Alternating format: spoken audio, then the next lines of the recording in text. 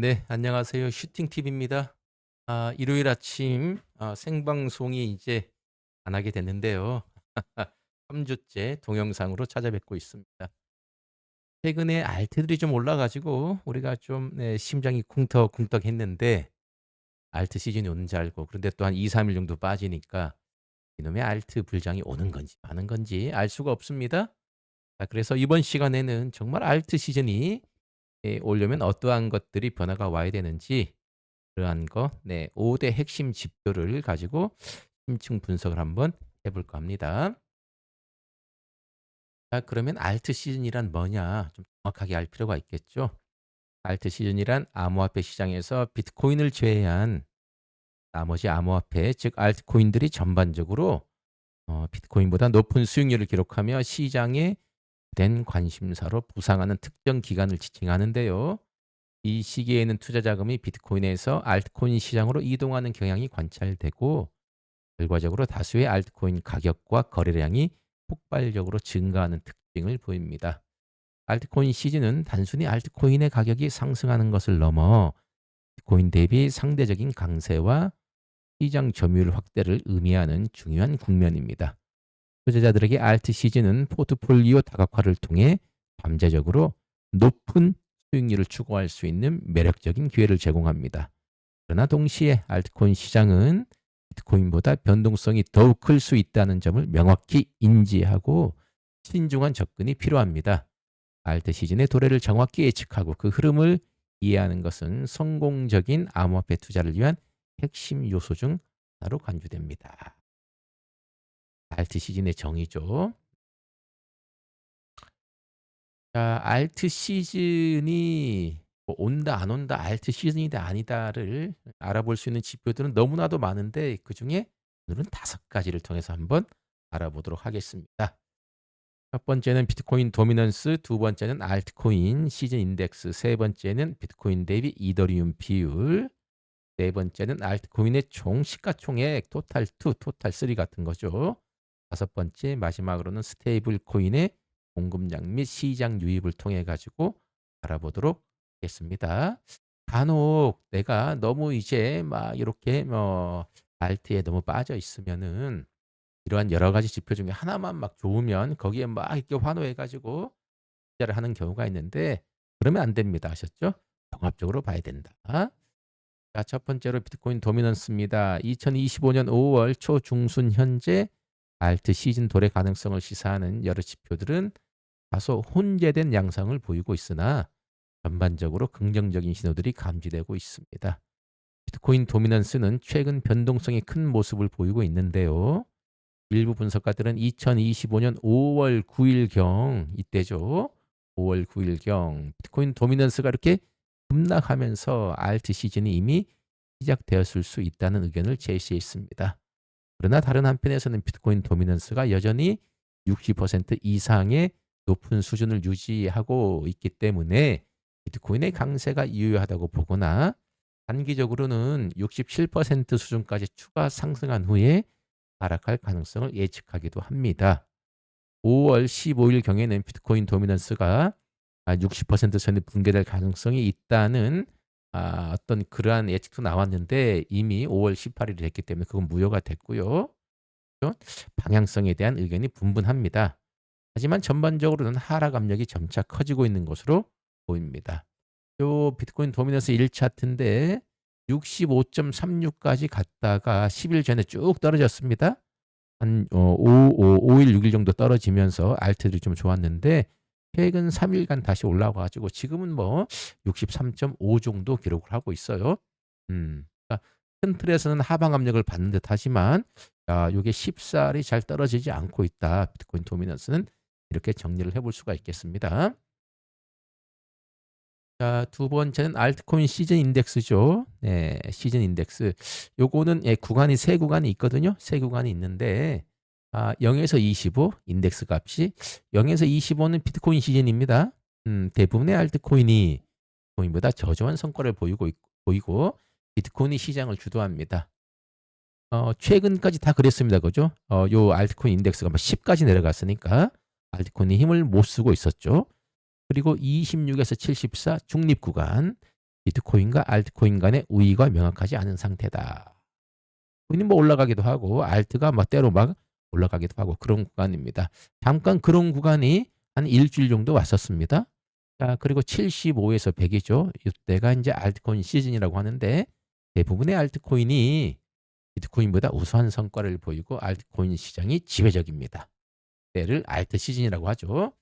자, 알트코인 시즌 인덱스는 2025년 5월 초 중순 기준으로 출처에 따라 24 또는 40일 수준으로 보고되었는데 이는 아직 본격적인 알트 시즌을 의미하는 75 이상에는 미치지 못하는 수치입니다. 그러나 과거 사례를 볼 때 인덱스가 낮은 수준에서 점진적으로 상승하는 것은 알트코인 랠리의 초기 단계일 수 있으며 30에서 40을 넘어서면 자금 순환으로 알트코인이 크게 상승하는 경우가 많았다는 점에서 긍정적인 해석의 여지가 있습니다. 현재는 비트코인 시즌에서 중립 구간으로 이동하는 과도기적 단계로 볼 수가 있습니다. 자, 알트코인 인덱스 차트를 조금 크게 보면 제 오늘 기준이거든요. 5월 18일. 여기 보시면은 최근에 한 35까지 갔다가 다시 20으로 떨어졌어요. 그래서 2, 3일 정도 알트가 다시 안 좋은데 여기서 다시 올라가야 되겠죠. 올라가야 됩니다. 그리고 알트 시즌이 알트코인 인덱스가 75를 넘었던 가장 최근에는 트럼프가 당선되고 나가지고 작년 말 올해 초에 이렇게 75를 넘었고요. 더 쭉 가보면 요거는 이제 작년 3월일 겁니다. 코인 신고가 세울 때. 그런데 75 넘고 곧바로 내려왔습니다. 요게 이제 재미가 없었다는 거죠. 2021년도에 보면은 알트 불장일 때는 또 알트 인덱스가 75를 넘고 75 이상에서 두세 달 정도 이렇게 놀거든요. 올랐다가 빠졌다 올랐다 놓았다. 그래서 이제 알트 불장이 온 건데 쭉 올라갔다가 쭉 빠져가지고 오히려 여기서 샀던 사람들 지금 고점에 물려있는 상황이 됐다. 맞죠? 2024년 3월에도 마찬가지고 아주 이쁘지 않은 모습을 보여줬는데 진짜 백이 알트 시즌 오면 요 75 이상에서 계속해서 돕니다. 예? 그걸 이제 잘 봐야 됩니다. 지금은 다시 20까지 떨어졌어요. 자, 세 번째는 비트코인 대비 이더리움 비율인데 이 비율은 긍정적인 신호를 보내고 있습니다. 일부 분석가들은 이 비율이 3년간 지속된 장기 하락 추세를 돌파하려는 중요한 움직임을 보이고 있다고 평가하고 다른 분석가들은 이미 바닥을 다지고 상승 추세로 전환되었을 가능성을 높게 보고 있습니다. 이더리움이 비트코인 대비 상대적 강세를 보이기 시작했다는 점은 알트 시즌의 중요한 선행 조건 중 하나가 충족되고 있음을 시사합니다. 사실은 요것도 이제 1차트인데 비트코인 대비 이더리움 비율인데요. 뭐 3년 동안 이더는 비트코인에 비해서 힘을 못 쓰고 있었습니다. 그래서 비트를 위주로 투자한 사람들은 환호성을 올렸고요. 이렇게 올렸고 공부를 열심히 해가지고 이더를 집중적으로 투자하신 분들은 엄청난 사실은 손해를 본 거죠. 엄청난 손해를 봤다. 자, 그런데 최근 요렇게 이더리움이 비트코인 대비 이렇게 튀어 올랐습니다. 이걸 보고 이제 많이 환호를 하고 있는 그런 상황입니다. 자, 그래 차트로만 본다면 이런 것들이 강력한 저항선은 0.035 정도까지는 갈 것 같아요. 하지만 0.035에서 0.04까지 요 구간에는 또 이렇게 저항대가 있으니까 참고하시면 좋겠습니다. 그리고 이제 네 번째는 알트코인 시가총액이죠. 네, 알트코인 전체 시장의 자금 유입을 보여주는 토탈2. 토탈2는 잘 아시죠? 전체 암호화폐 시장 시가총액에서 비트코인만 뺀 겁니다. 이더리움이 포함되는 거죠. 이게 토탈2 지수는 2025년 4월 저점 대비였죠. 4월 저점 대비 32% 이상 크게 상승하여 1조 2,600억 달러에 도달했으며 추가적으로 1조 8천억 달러에서 2조 달러 범위까지 상승할 수 있다는 낙관적인 전망이 제시되었습니다. 그리고 이제 비트코인과 이더리움을 제외한 알트코인들의 시가총액 토탈3 지수 역시 미국의 전체 암호화폐 공급량 대비 강세로 전환되었고 이는 2017년 이후에 가장 강력한 알트코인 랠리로 이어질 수 있다는 분석도 나오고 있거든요. 자, 그리고 상위 10개 코인을 제외한 나머지 알트코인들의 시장을 보여주는 오더즈의 차트 또한 상승 채널을 형성하며 긍정적인 흐름을 나타내고 있습니다. 자, 그러니까 토탈2, 토탈3, 아더즈 모두 다 상승 국면으로 접어들었다 이렇게 볼 수가 있겠습니다. 자, 마지막으로는 스테이블 코인인데요. 스테이블 코인의 공급량 및 시장 유입은 지속적으로 증가하고 있다는 걸 우리가 그래프를 보면 확인할 수 있겠습니다. 이는 잠재적인 매수 대기 자금이 충분함을 의미하며 알트코인 시장으로 자금이 유입될 경우 강력한 상승 동력으로 작용할 수 있습니다. 자, 실질적으로 요즘 보면은 USDT, USDC 스테이블 코인의 발행량도 많고 그러한 스테이블 코인들이 거래소로 많이 들어왔다는 걸 확인할 수 있었습니다. 다만 그러한 코인들이 이제 방아쇠를 당겨주면 되겠죠. 일단은 충분한데 요게 인제 암호화폐로 전환이 돼야 되는 건데 아직 그 빈도가 조금은 빈약합니다. 그러한 것들이 알트코인으로 들어왔을 때 알트 불장이 또 될 수 있다는 거. 자, 이렇게 5가지 핵심 지표를 알아봤는데요. 자, 그러면 인제 정말로 알트코인 시즌이 어떻게 될 건지 3가지 시나리오를 한번 정리를 해 볼게요. 자, 요거 5월 18 일입니다. 5월 18 일, 17 일이 아니라 오늘 18 일이니까 2025년 5월 18일 현재까지의 지표 상황과 전문가 예측을 종합적으로 고려해 볼 때 알트 시즌 도래 가능성은 상당히 높다고 판단되지만 그 양상과 강도는 여러 요인에 따라 달라질 수 있으므로 다음과 같은 시나리오를 예상해 볼 수 있겠습니다. 첫 번째 긍정적인 시나리오.